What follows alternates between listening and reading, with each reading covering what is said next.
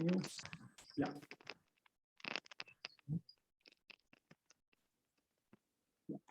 I think your screen is visible. So I'll just give a brief background about Professor Rick. And Professor Rick, first welcome you to provide a talk on the role of pre-decision making processes on human judgment and decision making. And thank you for accepting to provide a talk. And Professor Thomas is an associate professor in the School of Psychology at Georgia Institute of Technology. His work focuses on adapting computational models from the cognitive sciences into testable process models of decision-making phenomena that can be optimized to support professionals' decision-making. His work also concerns the study and measurement of expertise, primarily in performance evaluation and the development of decision support tools. As a director of the decision process laboratory, Dr. Thomas utilizes a range of experimental methodologies, behavioral, eye tracking, EEG, and computational techniques, statistical, mathematical, neural networks to investigate decision-making phenomena. Dr. Thomas' research has been supported by the NSF, NOAA, FAA, DARPA, IARPA, ONR, USMC, and private entities. With that background, I once again welcome Professor Thomas to provide us a talk on this area. Professor Rick. All right. Can everybody hear me okay and see the slides? Yeah. All right, great.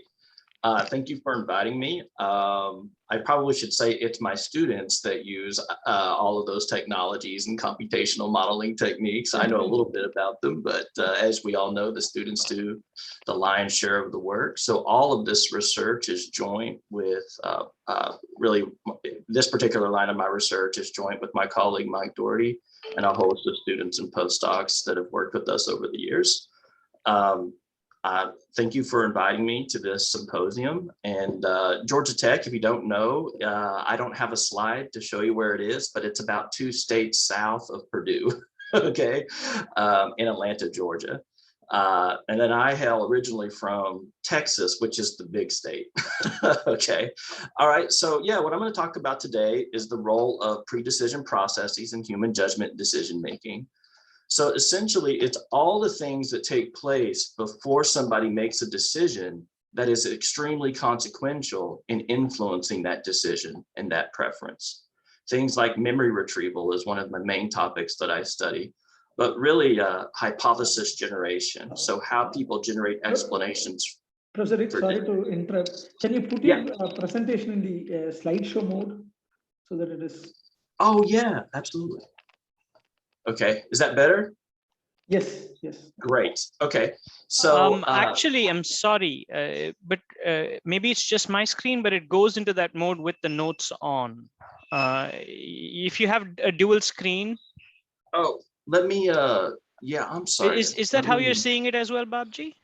Yeah, let me share the PowerPoint instead of the. Is that better? Yeah, I think, but then it's still in the not in the slideshow mode. We are seeing the slides on the left and so on. Yeah. This is better than the previous one, but yeah, there you go. How about that? I'll just fix it on the screen. Is that better? Yeah. Yes. Yep. My apologies. Zoom. Okay. Yeah. So just to pick up where I left off, so things like memory retrieval, attention. I'm going to show how they bias human judgment, decision-making, constrained information search, probability judgment, even things like visual search and decision-making, like what cues or attributes humans are using to make their decisions. Most of this is codified in a computational cognitive model called hygiene. So right now, I guess I'm going to transition to, sort of the most fundamental aspect of this line of research is hypothesis generation. Hypothesis generation is really the basis of most professionals' decision-making in applied domains in real-world tasks, whether it's medical diagnosis, generating diagnostic hypotheses for what disease states a person might be suffering from to explain their symptomologies, auditors' diagnoses of going concern of companies, mechanics' diagnosis of auto failure, and even the clinical assessment of personality traits and behavioral patterns for maybe psychosis and neuroses. right? And the unfortunate thing about decision theorists is that although we've been developing theories about how people make probability judgments, how they perceive risk, how they engage in hypothesis testing and information search, we often give them in the laboratory or even in real world studies, the hypotheses to be evaluated, the hypotheses to be tested, the test to select from to test or evaluate the hypotheses. And this neglects this fundamental aspect that in the real world, the professionals have to generate the explanations for the data on their own. And this process actually isn't random at all. So to build good theories, adequate theories and models of how people actually perceive risk, how they actually make probability judgments, what questions they subjectively understand to be informative over other questions, you really have to understand the generation process. And so this is sort of the overall theory and sort of the three core principles of hygiene. But if you look at the Venn diagram to the right, that the larger Venn diagram just contains all the hypotheses that represent data generating mechanisms in the world that an operator might be interested in explaining, right? So these could be different types of disease states. Some of them, you notice, have question marks, like we don't know what they are yet. They have yet to be discovered. You can think of the first shaded Venn diagram as our semantic knowledge, or the knowledge that we're exposed to about hypotheses in the world. So this may be the knowledge that a medical diagnostician receives in their medical training or their medical textbooks. And then the subset of that is the set of hypotheses, sometimes what we call the proper set of hypotheses, to explain some patterns of data that we call the observed data, the DOPS. And then why this line of work I think is fruitful and important is really that last circle there. And that's that the set of hypotheses that actually drive people's behavior is extremely impoverished. You know, we're really lucky to get people to generate more than one hypothesis. If you can get them to generate over the course of decision-making 5 or 6, you're doing pretty well. But anytime a human seems to take an action, evaluate a risk, choose a test, it seems as though that downstream behavior seems to be governed by no more than 3 hypotheses at any time, even if the proper set of hypotheses is very large. So what we basically are going to predict here is that people's downstream behavior is going to be influenced by the hypotheses they're explicitly considering. And it's sort of been sort of the first core principle here is, I guess maybe the second one is what I should point out, is that those alternative hypotheses are impoverished. The good news is, though, in principle 1, is because there's a very efficient cued recall memory mechanism that's mainly responsible for the generation of hypotheses, that the hypotheses that humans do consider are actually pretty good, okay? And then just the last principle, hypothesis guided search, is just the idea that that set of hypotheses that humans are actively considering are what are affecting downstream behavior. So kind of the original simplified form of the hygiene model might be rendered here on the right, where you have, we'll use maybe medical diagnosis as sort of the example to run through the talk, where in a person's long-term memory, they have certain types of disease symptom associations from maybe experience and also from book knowledge. And then the idea they get some kind of observed data to explain, and that prompts via a cued recall process certain types of explanations to be maintained in working memory. Okay, so from this x-ray, I may think in there maybe some other symptomologies that they're exhibiting. I think maybe this particular patient is suffering from cracked ribs or indigestion or heart blockage or a pulmonary embolus. And then it's those hypotheses and those hypotheses only that seem to guide hypothesis search and are the basis of probability judgment and risk assessments of the patient's prognosis. And what I'm going to show here in just a second, I'm going to show things like the number of hypotheses that can be held in working memory that seem to influence downstream behavior are subject to a host of both individual differences and task characteristics.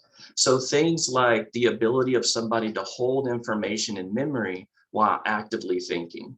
So for instance, the ability of a physician to hold disease hypotheses in memory while issuing a probability or likelihood judgment.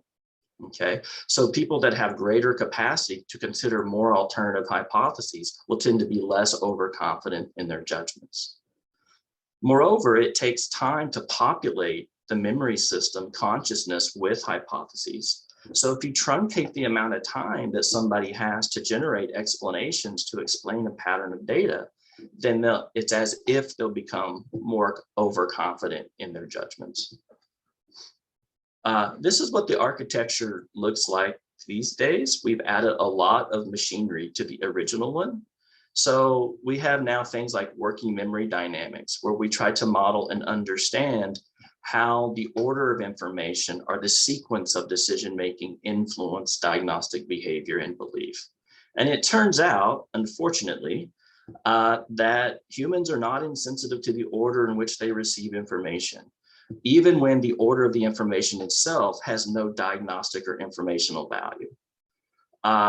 People seem to differ in their internal stopping rule for generating hypotheses. So my colleague Mike Doherty has found that people who are high in dispositional level of decisiveness will tend not to generate as many alternative hypotheses to explain data. And then we've been able to model and run a whole series of experiments where the hypotheses that one's considering affect probability judgment, affect hypothesis testing. It affects which cues or attributes are used when a decision strategy is engaged to select a choice among alternatives, to establish preference, in other words. And we've even shown that the hypotheses that people are considering affect the deployment of visual attention and also information search. And then there's also external stopping rules, right? Because any intelligent system has to know not only when to stop internally searching for hypotheses, but it has to know when external search is likely to be less fruitful. And so to stop and issue a diagnosis. And so we've been studying all of these different aspects of these underlying pre-decision mechanisms and how they affect ultimately decision-making. All right, so just some summary of findings for impoverished hypothesis generation. Just a combination of work in our own laboratories, work in other scientists' laboratories, and then work from more applied contexts like professional physicians in ER settings. It turns out that this impoverished idea holds water. So it's as if physicians in emergency room settings seem to consider only on average about 5 diagnoses for a case. And again, some really small subset of the 5 diagnoses seems to be engaged to actually guide their behavior. So their probability judgments that a particular case might be suffering from a particular disease are the tests they order to differentiate the particular disease hypotheses they're considering. It also seems to be the case that, as predicted by the model and acute recall mechanisms, that the most likely hypotheses seem to be generated first or early in decision-making. And that seems to be empirically true. The other issue is that if you do not generate, professional does not generate the most likely hypothesis first, they tend not to generate it at all. And the reason is because the hypotheses generated early guide further information search, which can lead them away from sampling a diagnostic cue to retrieve the correct hypothesis. Okay. All right, this is just a summary of findings of some of the task characteristics and individual differences that affect decision-making. So I already mentioned working memory capacity. So people that are high in working memory capacity can hold more information in memory. And so if I ask them about appendicitis, they can hold gallbladder, hernia, indigestion, cracked ribs. Somebody who's lower capacity, it's as if they have less capacity to consider those alternatives. It's like they only can consider 1 or 2. So when you put people in those situations, ask them what's the likelihood that this patient is suffering from appendicitis, a high spanner will tend to give a lower probability judgment because they're considering more of the alternative space. You can turn a high spanner into a low spanner by dividing their attention. So you sap their capacity to entertain hypotheses while they're making a probability judgment. We typically do that through things like finger tapping tasks that are hard or easy while you're making a probability judgment. You can also, again, like I said earlier, put them under time pressure. So if you put a high spanner under time pressure, even though they have the capacity to consider more explanations to influence their downstream behavior, it's as if they haven't had enough time to populate memory. And so in this case, their judgments will be more excessive. So they'll be more overconfident in any particular diagnosis. Okay. Another thing that we're really concerned about is hypothesis testing. So how are the hypotheses one's considering influence search? And so let's say you think somebody might be suffering from appendicitis and the physician presses on their abdomen and they scream, so they have a positive test. So you might say, well, that physician did a pretty good job. But your typical decision theorist will say, well, no, wait, what they should have done is stop and generate alternative diagnoses to appendicitis, like gallbladder indigestion, pancreatitis, cracked rib. And then they would have realized that pressing on their abdomen, that yielding the positive test, a test of tenderness, is essentially the same likelihood under all the different hypotheses. So although that test has a high probability of being positive under the diagnosis of appendicitis, it yields no information to differentiate appendicitis from its strong competitors. And so here on the right, all we've done is replace sort of Bayesian diagnosticity components. So this test score here has a diagnosticity of 1. That's kind of like pressing on the abdomen when all of the hypotheses that are relevant have the same likelihood. So it really yields no information. Test 1 would be pretty diagnostic. So it might be like white blood cell count to differentiate between appendicitis and cracked rib. So you would expect it to be one level, one answer under one state of the world and a different answer on another state of the world. So it carries potentially information to change your beliefs about what the patient has. And in the model in this case, L is called encoding. It's just how well you learn from your experience. And E is just experience. It's like how many patients you've seen of each disease. So you can see with increases in experience and increases in encoding, learning more from your experience, that the model, just like people, can learn to select diagnostically. So it's been a big mystery to some extent in the decision-making literature when people search diagnostically and when they search associatively. And what we think is it's really probably not all that complicated once you take hypothesis generation into account. If people can only think of one explanation for some pattern of data, they really have no choice to search associatively because they can't leverage any signals from memory to tell them about a question's diagnosticity or a test's potential diagnosticity. But if you generate multiple hypotheses in response to some pattern of data, then the memory system can provide signals that tells you which questions are better to answer, or more appropriate or more informative subjectively to differentiate the hypotheses that one's considering. So we've run a bunch of studies where we queue people to different subsets of hypotheses, and their search is diagnostic for that subset of hypotheses. So even though they probably should be considering the proper set, which can be very large in these tasks, right? We can shift their preference for tests or what they think is an informative question based on the hypotheses that they're considering. And then again, if you're only considering one hypothesis, then you might tend to search associatively, which sometimes can lead you to select that positive test, like press on the abdomen, when in fact it's not diagnostic. It has no chance to really change your beliefs.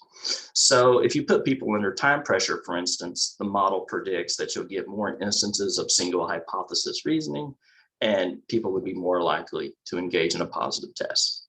Now, I don't really think that associative search is really necessarily that bad. What we actually think is that early in diagnostic reasoning, confirmation bias isn't necessarily a bad thing. Why spend a bunch of time generating strong alternatives of appendicitis when you can press on their abdomen? And if they don't scream, not only have you ruled out appendicitis, but that you've ruled out all of its strong competitors as well. So what we think is that confirmation bias, you could maybe in this audience, it's like gradient descent search, may be okay in the beginning of the search process, and then it may turn to diagnostic search, and then ultimately ends in confirmation bias because only one hypothesis or theory is left standing. All right, but the basic takeaway is the hypotheses that you're considering are what drives search. So we can make pretty stark predictions about when optimal search, right, will deviate from human search are the subjective impressions or beliefs about what's an informative question versus objectively what's an informative question via the hypothesis set that people are considering. Okay. So there's animation in this slide, but basically this is about order. So we have working memory dynamics. They're kind of fluid dynamics models when cues come in to the human, like different orders of symptoms being presented. You can get changes in primacy and recency. So how activated those symptoms are as cues to memory about what hypotheses should be generated. So for instance, what we can do is in the first upper right graph there, we've just placed a really diagnostic cue in different serial positions in a sequence of symptoms. And what we typically find is that oftentimes in these types of paradigms, we get what we call recency effects. So recent symptoms seem to have an undue influence or a greater influence on diagnostic generation, hypothesis generation, than if that same cue or that same symptom is placed earlier in the sequence. Moreover, if the task is highly complex, we tend to see primacy operating, where hypotheses generated early in diagnosis seem to be maintained even when data is sampled that is counter to them. And we think that happens because the weak data that may have caused their generation are jettisoned because of working memory limitations. So people have a preference to maintain hypotheses in memory, and that ends up looking like a primacy effect for early data. Not only are people sensitive to order of information, even when they shouldn't be, where it really has no diagnostic value, but even if you give people the same order, if you change the presentation rate of the data, you can shift people's primacy and recency, how that information is weighted in retrieval of diagnostic hypotheses. So that also is a kind of an interesting finding. I wanted to focus just a little bit. I know my time is getting short on visual search. I know a lot of people in the institute that is sponsoring the symposium do a lot of eye tracking research. So I wanted to focus on the sort of the visual attention, visual search aspects of hygiene and what we've done with that. So what we do is we typically train people, we give them pre-cues, and they learn that there are certain associations between these cues, typically like a shape. So they might learn that a circle, about 50% of the time I get a circle when I receive the search array, that the target will be blue, and about 50% of the time it will be red. And so the idea is that people can use cues to generate expectations or hypotheses, target characteristics for what they're going to see. And so what we've basically found is that people can in fact use pre-cues, these contingencies, use their expectations to increase search efficiency. So if you see these three shapes, there are these various memory prompts, and like the circle here is 100% associated with this orangey color. And memory prompt 3, green is 4 times more likely than this cyan color, right? And then what we find is if you look at first fixation and these sort of bars that are higher than all the others, just mean that people can use the pre-Qs to search more effectively the search array. And this is kind of an interesting study because we're actually able to differentiate two models that are very similar. Whether or not the first color that people are generating is guiding search are the color that is most likely. And we found sort of overwhelming evidence, by the way, we call this the retrieval guidance paradigm, that in this particular retrieval guidance paradigm, that it's the first target characteristic generated from memory that seems to have a great influence on visual search. Moreover, we can show that visual search is constrained by these generation mechanisms in much the same way that probability judgment and hypothesis testing are. So in this first experiment, there's a couple of experiments in this series. What we do is when we give the memory prompt, and then we change the amount of time that they have to generate target characteristics. So 200 milliseconds, 800 milliseconds, 1800 milliseconds. So the idea being, if we put them under time pressure, they have less time to generate target characteristics, and they will search the search array less efficiently. And then in the second series of experiments, B, we dual task them. So we give them this working memory array in the beginning, and then they have to hold that in memory. They're given the memory prompt to generate target characteristics, and then they're given the search array, and then they have to tell us whether the working memory test array was identical to what they were presented before the commencement of the trial. And so I won't belabor these graphs or anything, but basically when you put people under time pressure or you dual task them, if the task would have benefited from having multiple colors generated, okay, search is less efficient than if they're not under time pressure, there's less time pressure, or they're not under dual task conditions. I think I should be ending here. So I might just say that you can push the idea of expectation in visual search pretty far. So there's this bothersome effect called second target acquisition errors or satisfaction of search errors. It's a problem in radar detection and in radiology, where if a physician or an air traffic controller detects one target, they're less likely to detect the second target.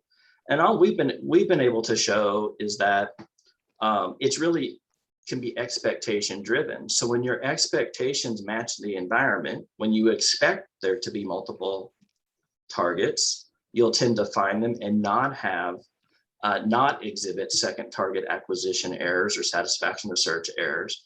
And then of course, when your expectations are mismatched in terms of target characteristics or number of targets, then search will be more inefficient.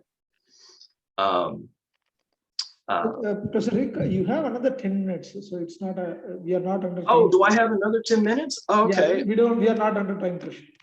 Oh, okay. Okay. Well, sorry, I was pushing so hard there. I thought I was actually out of time. So, okay.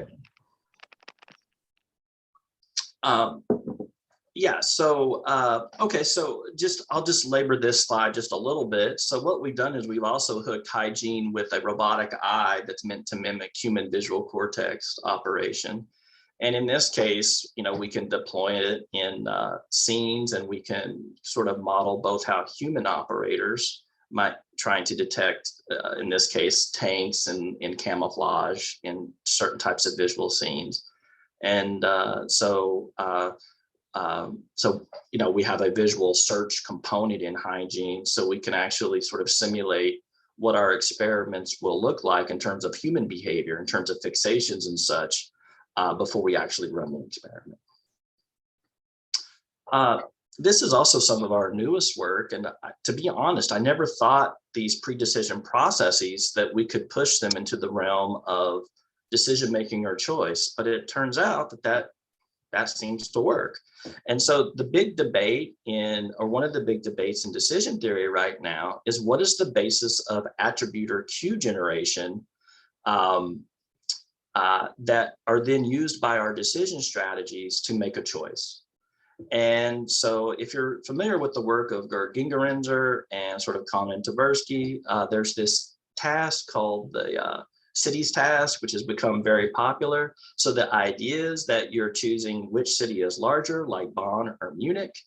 And the idea is that in a lot of theories, they're basically reinforcement learning models. So they argue that cues are generated to differentiate these two cities, like the cue soccer team. Does one city have a soccer team and the other not? If one does and the other one doesn't, you pick the one that does as being the larger city. If both of these cities have soccer teams, which both of these do, then you would go to another cue. And what a lot of theories in decision making argue is that those cues are generated based on their reinforcement history, essentially like reinforcement learning models, the accuracy of the cue. And as you could probably tell, I'm more of a memory accessibility sort of argument. And what I argue, right, what we argue is that memory accessibility and reinforcement learning are often confounded.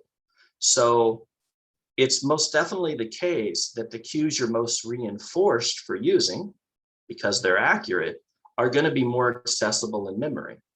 But if you're careful enough in your experimentations, you can dissociate these two things. So you can have cues that have the same reinforcement history, but you can simultaneously manipulate their memory accessibility through sort of variables that we know affect memory, but don't affect the cue's accuracy, like precisely how often a cue is available in the environment, cue frequency effects, or the serial position in a sequence of problems where the cues discriminate.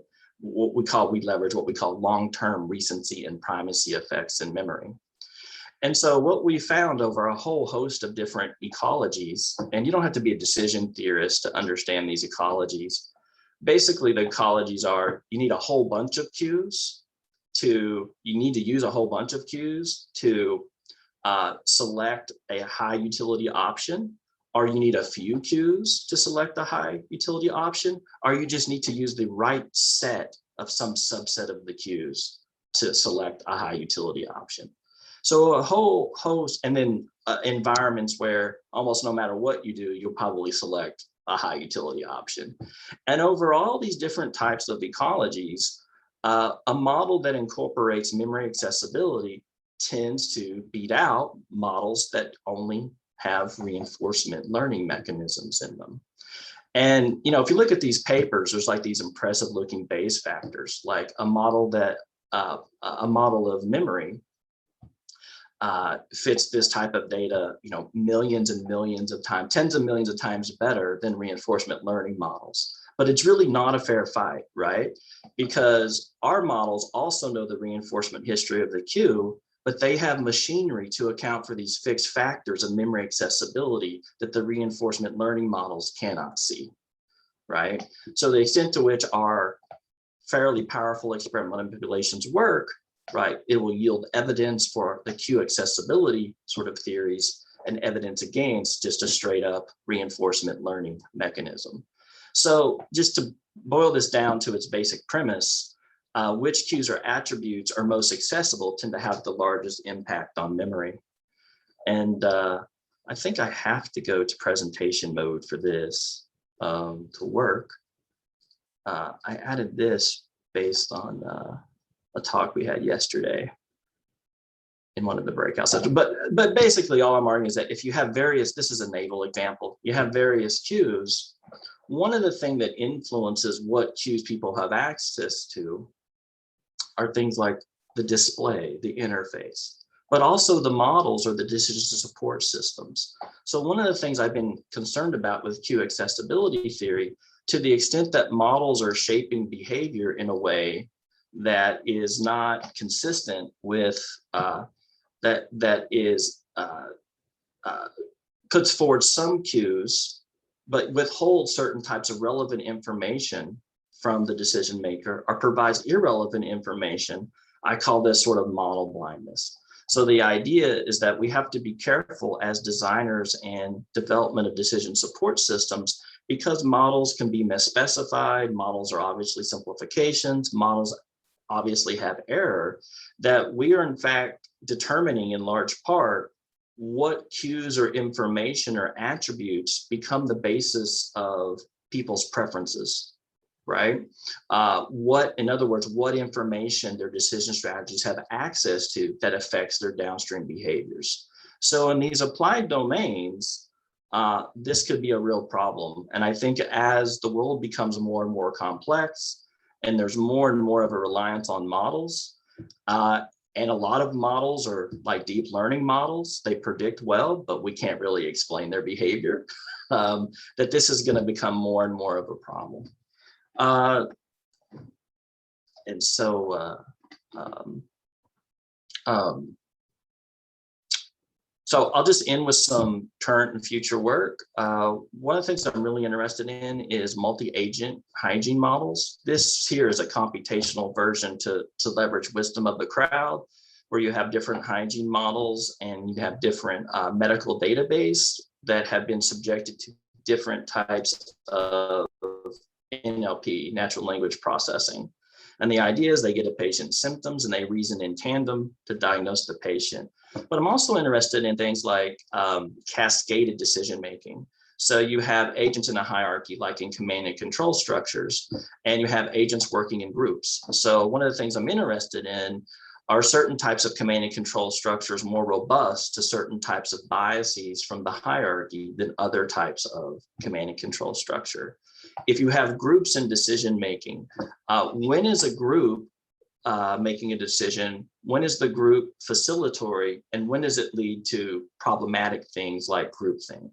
And so I think putting hygiene agents that have things like memory systems where, you know, when I'm talking now, right, I'm shaping what you're thinking about and in some sense inhibiting the rest of the information in memory, right? So just working in a group, right, causes our reasoning to, in a sense, be correlated, which obviously is counter to the axioms of things like wisdom of the crowd. And that's probably why it leads to things like less creativity, things like that. So I think that these types of models, these types of architectures, you know, have a real opportunity to bring some clarity to those issues. So I think if I had 10 minutes left at 8:45 my time, I think now I'm done.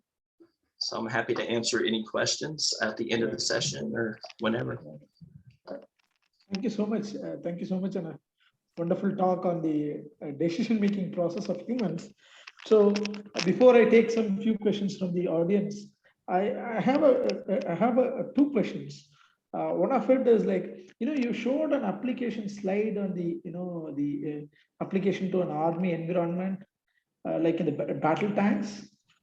So can you? Oh, the tanks. Yeah, sure. Yeah. So can you just, you know, give an idea how this model, the hygiene model, is put to use there? You know, I didn't. Oh, yeah, quite follow. sure. I can try to screen share that again.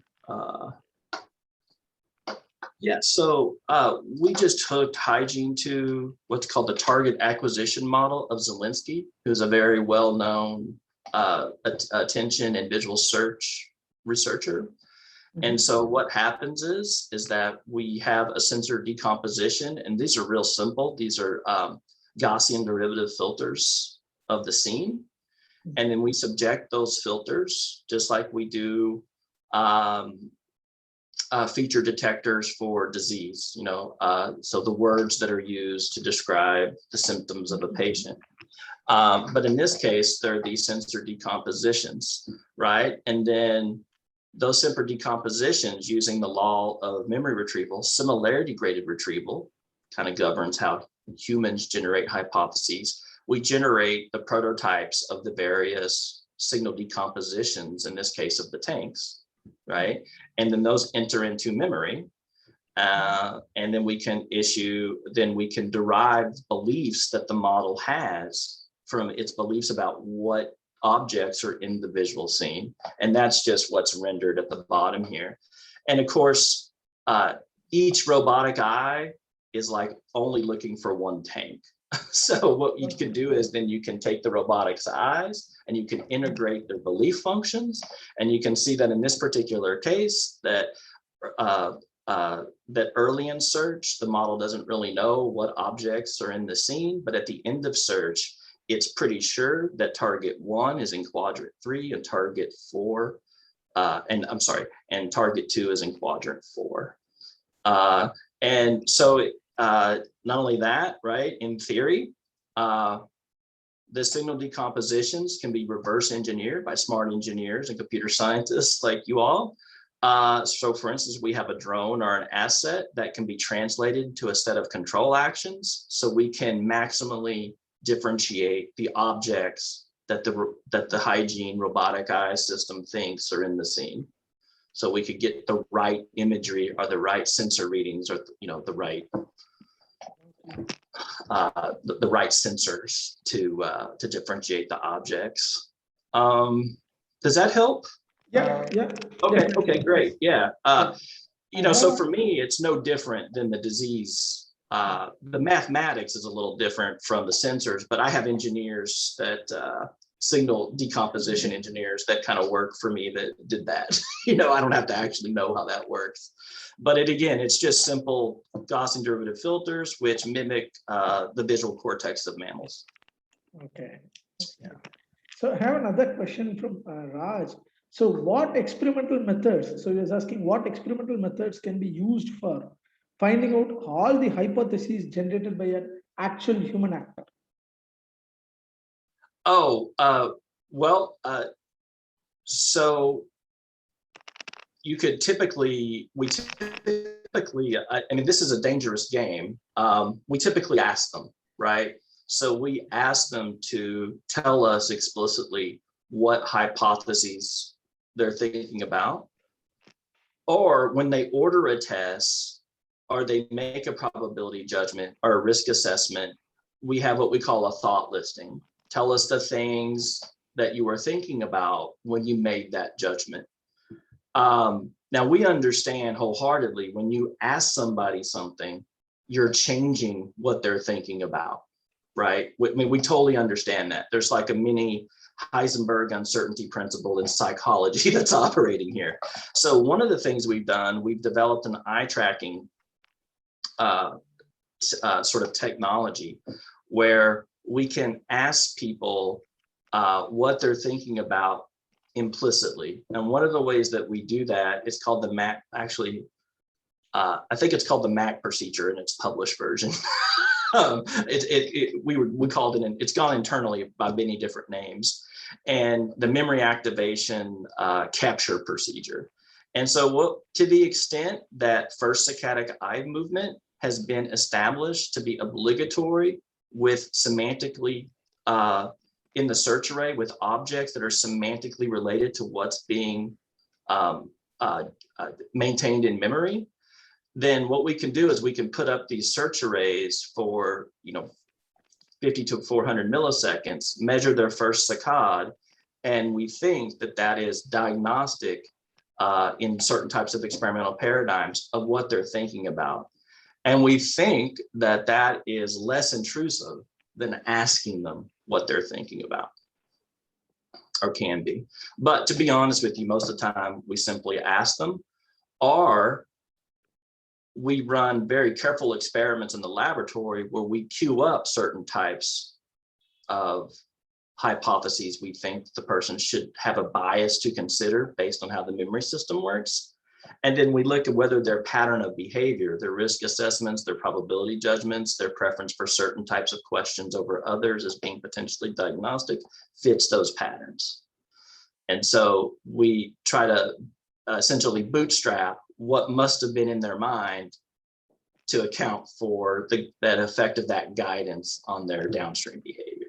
But again, those are laboratory studies that are highly controlled. So it's more difficult, in real world settings. I hope that answers your question. Yeah. One last question from the audience, I'll pick it up. And there are other questions as well, which you could answer it by typing. So one question I'll pick it up is from Bharat. So he was asking, what is the structure of memory chunks stored in the architecture? What is the what? Sorry. What is the structure of memory chunks stored in the architecture, the hygiene? Oh yeah, so it's kind of similar to ACT-R. We're actually built on a very old architecture called Minerva. And so they're vector-based representations. And the Minerva architecture accounts for phenomena in psychology, like how people remember a list of words and such. And then my colleague, Mike Doherty, extended that to what's called Minerva DM. So it's sort of a memory-based model that leverages that old memory architecture to account for Kahneman and Tversky's heuristics and biases, things like overconfidence and base rate neglect and conjunction fallacy. And then hygiene builds on Minerva DM by incorporating the hypothesis generation component. But it's really just the old Minerva architecture. But there is a recent paper, if you're interested, not by me, where they took hygiene and they integrated into ACT-R. So if you want to not use the hygiene cognitive architecture, but you want to use ACT-R, then you can do that. And there's a paper that is actually a step-by-step guide of how to implement all of hygiene's processes into the ACT-R architecture. And those authors, argue that really there's not much difference in the architectures at all. And they can mimic all of our findings with our architecture within the ACT-R architecture. So if you're familiar with ACT-R, you don't have to learn a new architecture or vector space representations for hygiene. You can use ACT-R. Thank you, Professor Rick. It was a wonderful talk. Thank you. Thank you for your answers to the questions. So there are some open questions in the question and answer panel which you could answer as well by typing. Yeah. Thank you.